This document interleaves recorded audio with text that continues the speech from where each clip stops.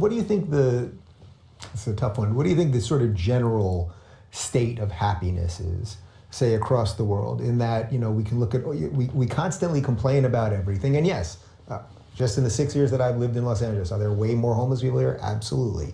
And they can talk about climate and all of these things, and yet there's so much counter to that infant mortality is the lowest it's ever been, that actually there's more green on earth, and we can find all of these different studies. We've eradicated most diseases. There's less war right now than at almost any time in human history. All of these things, not to say there aren't bad things. Yeah. But is there a way to sort of measure happiness across time? Happiness is treated as a thing to be pursued. To me, it's a byproduct. It is not, there's an old Hebrew parable. God is like the light. Happiness and prosperity is like the shadow. If you walk towards the light, the shadow will follow you. You turn your back upon the light and chase the shadow, you will never, ever catch up to it. We have found means of administering temporary happiness that have actually cost us more in the long run. And therefore, I think happiness pursued is seldom attained. The good pursued produces the peaceful heart. It is really a question of, are you at peace?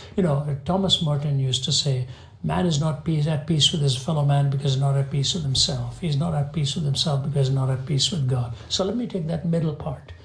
If I am creating misery for people around me, and I'm roughing people's lives up, you know what that tells people? I am the one who's messed up inside. It tells me more about myself than about that person. That's what I see in our world today.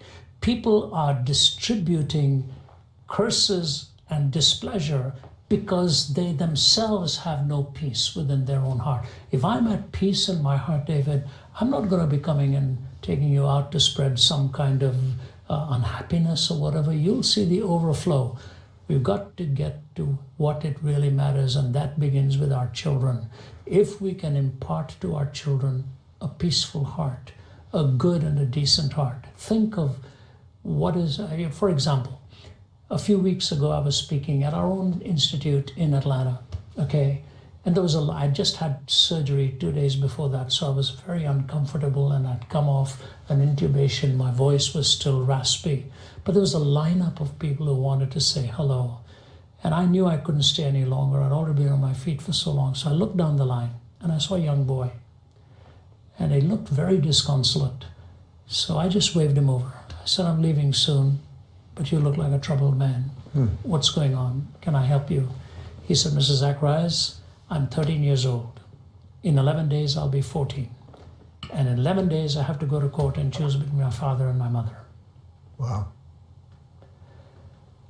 Yeah, that's exactly what I felt, like a stab in my heart. And no wonder his face showed it. Now that's an issue, that's a problem. But we don't address how to build safe places for our children to grow up and feel unintimidated with their honest questions and their struggles.